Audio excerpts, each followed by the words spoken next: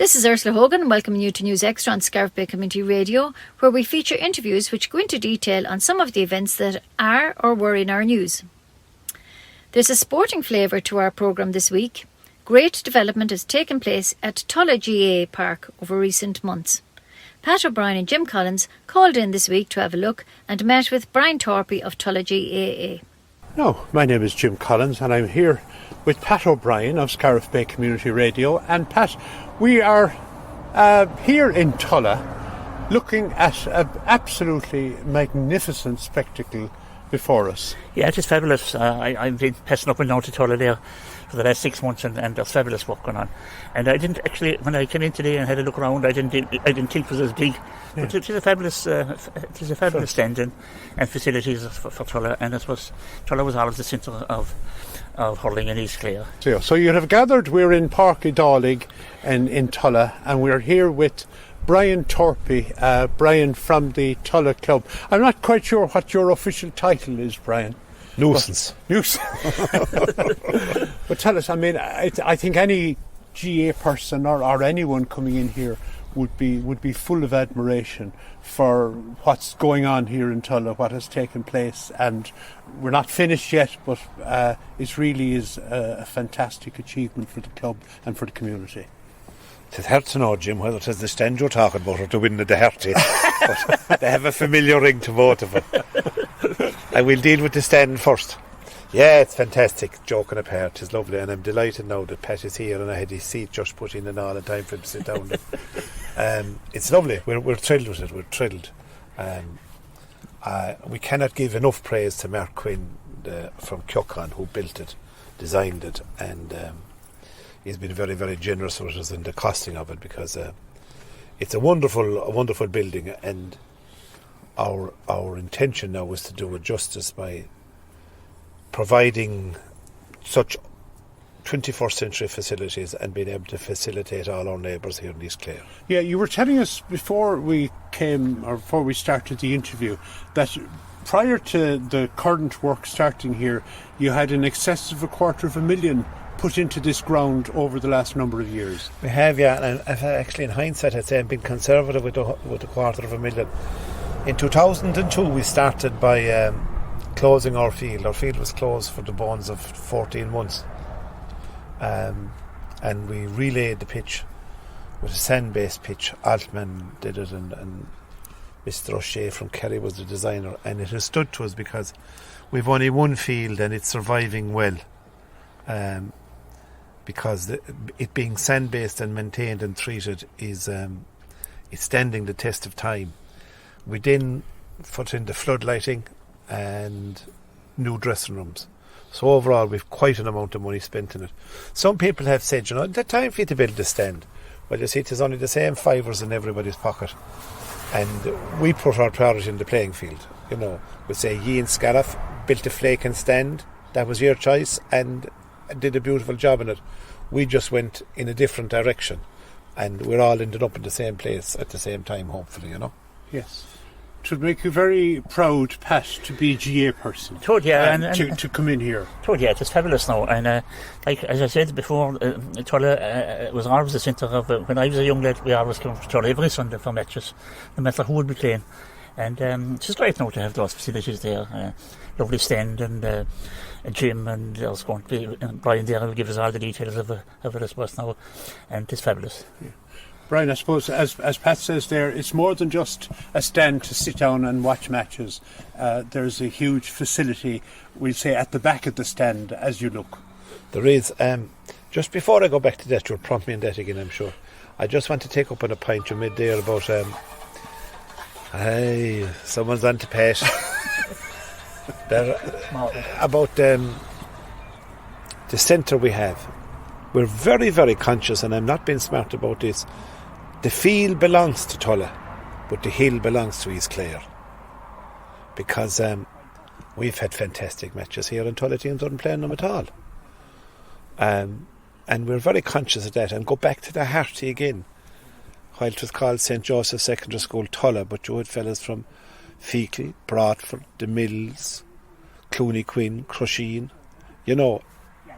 I'm repeating myself again, but the field is Tulla's, but the hill is East Clare's. Yeah. I remember one time Scariff and Tulla drawn against each other in a competition, and Scariff agreeing to play ye in Tulla. Of course you did. And you didn't accept. No, and I'll tell you the same story. My very good friend David Solon over in Whitegate, I was in charge of the Tulla seniors a good few years ago, and we were drawn to play Whitegate in a relegation game. And by God, as soon as the draw was made, Dave was on the phone to me. Brian, he says, we'll toss for a venue. I says, you can go suck an egg now. So I said, if you think that I'm letting you over to Tulla to play us. You know, it is. That's what I'm saying. It's and it's just, it's location. We're not boasting about it in Tulla. It's where we're just geographically placed. And I'm repeating it again. The pitch is ours, but the hill is East Clare's. And we want to provide those facilities there. Ones that we can afford to provide for everybody. And that they will have. And more so, as much ourselves too, of course. You know, when we're playing our own league matches and at underage and schools games, that we can provide good facilities for our own personnel, but as well as that for our visitors. Now, to go back up to the stand, as we just walked through, there's a flaking gym down at the end of it, and East Clare Fitness. Is it your nephew Pat is coming? It is Aidan Fawley. Shane McGrath. Yeah, Aidan they were in here one day. Aidan was being driven round by Shane McGrath. I'll tell you why. That's a fair business in a Mercedes. There's money in them there gyms. But the lads anyway, we're delighted they're coming in because they have an excellent reputation and they're running top class gyms already in Kilkishen and Scariff, and they'll do the same here. And East Clare Fitness will be the people to contact there if you're interested in being part of their classes, because they have the gym booked for 35 hours a week. The gym facilities will also be available in for club members, and will be a membership for gym membership as well. Obviously, in the present climate we're in, you have to be a member. You know, nobody will be allowed in to use the facility without proper membership. Beside that, then we have a media room, which I'm delighted to say the two media people here beside me were thrilled with. And it was designed by a plan by Mr. Leo Doyle, who picked out what he reckoned was the best idea for a media room. No better man. No better man. No. And there's a special seat up there for Mr. Brendan Foley, my very good friend and rival. And then at the back, we have a big meeting room kind of at the back of the media room, where it's partitioned off. It's a bit like Clifton House. There's a movable partition between two big rooms. Well, let's hope you don't run into the same difficulties. Oh my God, no. Well,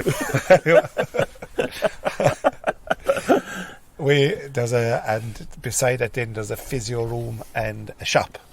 So it's a facility that's there, and even you, Jim, were identifying a room up there which would be very good for radio. Like there is rooms up there, and if you have an idea of a space you want in East Clare, come and talk to us, and if we can work together, great.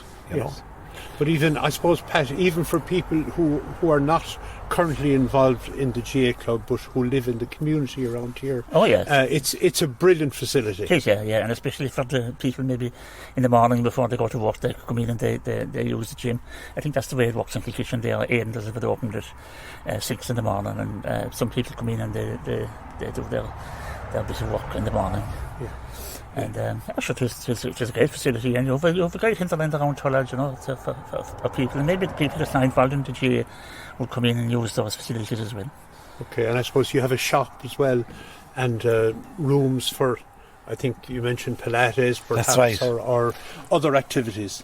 Exactly, other activities. I couldn't go into the technicalities of that, no, Jim. I don't know an awful lot about the Pilates. Yes. I'm not a Pilates person. But there are people who are very interested, and that is there for them. And yes, there is a shop, and it should be for teas and coffees, and not just a milshawn, but for the cup and tea freshen. You know. And I suppose, something like this, Brian, and both Pat and I have been hugely impressed today on our visit, but it doesn't come cheap either. And I suppose it involves a lot of fundraising for yourselves. Huge, and it does, but people are being very, very generous. I mean, I'm repeating it again, but Mark Quinn in Kyokon has been outstanding in his support for us, and without him, it wouldn't have happened. Fact. Our current fundraiser at the moment is buying a seat. Now, what we're going to do is we'll have a plaque on the side of the wall. To be a lovely way that you'll have a plaque up with your name on it and you'll still be able to read it. Yeah. That won't be like above on top of the hill when your name will be on a plaque and you won't be there to read it. Yes. So we're delighted with that. Now, they're going very well, and if anybody out there again would like to have their name on the wall, and they're huge. I mean, the last time I spoke to you above in Canucknaguiha, a former hurler from over on the Brien side rang me up, and we had a great chat, and he was thrilled, and he sent me his €100 in the cheque, and I got it, Jimmy, thank you very much. And we'd be welcome anybody who'd like to be associated with this, because I'm repeating myself again and again, the pitches is Tulla, but the hill is East Clare, and if you want your name up there to generate a bit of conversation and to be remembered, and as I said, to be able to read your name in a plaque while you're still around, send me €100 and we'll do it for you. And if you just go into the Tulla GAA website, there's a link there now, or if you wish you can ring me, Brian Torpey, 086 8432 966. That's 086 8432 966, and I'll go through the details with you. Grant. And I suppose, Jim, we all remember the big crowds here in the 70s and the National League games when Cusack Park was closed. You had Wexford and you had Kilkenny and Cork and Galway, and it was fabulous matches here. And Clare were on a long unbeaten run. Long unbeaten, yeah, it was fabulous. And hopefully we'll have in crowds back again with big matches. We could, yeah, we would. There are different times now, Pat, of course, you see, as we were only chatting ourselves beforehand. You could do things in the 1970s. They were right at the time, but they wouldn't be right now. Unfortunately. No. And as well as that, we were chatting about this. In the 70s, nobody ever went to a match on their own in the car. You'd have the car full. Yeah. Now, we all tend to go on our own car because we're doing this or that afterwards, and the traffic and whatnot. It's something we would be mindful of. But let's focus on Scariff and Fecal in the quarter-final of the Senior Championship 2022. That'd be a game to open the field with. It'd be beautiful. Wouldn't it? Follow with the following Sunday by Whitegate and Bradford, another quarter-final. I'll tell you why. Who would want your inter-county matches, did? The cars would be back as far as Clooney. Oh, why, we go over and collect you. Yeah, I'm just thinking, one of the things we were admiring here as well, but you were saying it's not part of we'll call it the official development, are the new dugouts that are here behind us where we stand. And they look really, really well. They're fabulous. At the beginning of last year, at the beginning of 21, a man by the name of John Carney and I will be involved with, saying, the caring of the field. And we identified a few jobs that we do. And I was very cute. I took the jobs that I knew other people would do for me. And John decided he'd go after the dugouts. But not only did he go after them, but he designed them and made them himself. And they're beautiful. We're thrilled with them, absolutely thrilled. They can cater for 16 subs, so to be fair, panel will have the 16 subs with them, and John deserves enormous credit for it because he put painstaking work into it, and we're thrilled with them, absolutely thrilled. Yeah, they look very well. Yeah. Well, listen, we look forward to 2022. Pat, I noticed he didn't include the Mills in any possible quarter-final, but he didn't mention all the quarter-finals. No, exactly. So they were waiting for the winners. we were in relegation last year, but we wouldn't be fair off it again this time. That's the only negative about this. We'll never get to play a championship game in it ourselves. Yes. Well, maybe it's a shame. Maybe other clubs might agree to play you like Whitegate. Listen, Brian Torpey of Tulla Hurling Club, first of all, congratulations on the work that you've done so far. Good luck with the rest of the fundraising and with the rest of the work. And I know we really look forward in Scariff Bay Community Radio to be over here up in that commentary area and reporting with the most magnificent view out over a pitch that you could want. So well done, and thanks for talking to us this morning. And you're very, very welcome, and thank you for coming. it's wonderful. We were chatting about this, listeners, beforehand, but these men are too modest to say it. How all the wonderful work that's been done linked to community throughout Ireland. But we'll only comment on East Clare, for that's where we're from. Between GAA clubs, rugby clubs, soccer clubs, athletic clubs, and community radio programmes. We're very fortunate and we're very blessed. And keep supporting them and keep talking to these people, because they're mighty. God bless. Continuing the sporting theme, Leo Doyle asked Pat McNamara for his thoughts on last weekend's Clare hurling and Ireland's rugby fixtures. But Pat, we start with the hurling. Clare went down to Cork, first round of the National League, started very, very well, maybe flattered to deceive a bit, unfortunately were turned over and were comfortably beaten, didn't Pat? Yeah, it was a bit disappointing, to be honest, about it, Leo. I suppose we once we went down there ourselves, but with the team went down there with the supporters thinking maybe, we're close enough to Cork that, apart from Limerick, that the team is following on might be close enough to each other. I suppose Waterford we feel a little bit ahead as well, I'd say, in their recent last couple of years' performances. But it was a disappointing performance, and it was the first day out, first league game, but Clare had a couple of games under the bed, so Cork didn't really have that. So you would have expected maybe a bit more in terms of fight and in terms of intensity and physicality. And the physicality aspect, I think, is one aspect that is an issue. Cork ran around at will as the game went on and seemed to be loose and seemed to be able to get scores without having too much effort to put into it. And Clare struggled, apart from a few individuals who played well. So there's issues there. I know this time last year you went up to Antrim and lost, you might say it got worse to lose to Antrim than lose to Cork. In one way it was, but you felt that after the Antrim game they were going to get it right the next day, whereas you're not feeling 100% that they're going to do the job against Wexford now, having lost to Cork when you knew they were up for the game. So disappointing, but look at it'll be forgotten about in a few months' time if we pick it up, which we hope we will. And of course we're missing a lot of players, but absolutely a very positive development from the game. The competitive league debut of Patrick Crotty here from the local club in Scariff, and Mac Rogers also playing two leading lights from the one club here, leading the attack down in Páirc Uí Chaoimh. I mean, it was brilliant. I mean, Patrick Crotty, for such a young fellow, just gone 18, is unbelievable. The assurance he brings to his play, his physicality, but for most of all, his skill and his striking is brilliant, and confidence also does not seem to be an issue. So fantastic. Mac Rogers is our most threatening forward, and he's still only a year or two older, so he's a couple of years older, I suppose. But look at.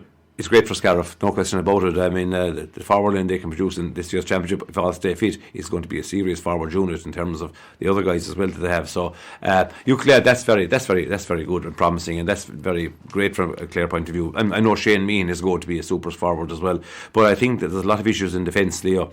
We're just not tight enough. We're not physical enough, and we don't seem to play well as a unit or individually. And puck outs are another issue. I mean, Ever is trying to vary them as best he can, and some are working for him and some aren't. And it's an overall issue. I think Brian Lohan and the lads have to, plan. Well, for I think what happens. In fairness to Brian Lohan, in both cases, he highlighted this at the very word goal that there was a big job on. And it is and look, it's a work in progress. We took words out of my mouth, so we're not going to get too despondent. I mean, if we can beat Wexford, who are absolutely unbelievably up for the game against Limerick, massively physical, match Limerick in the physical stakes. Okay, Limerick missing a few.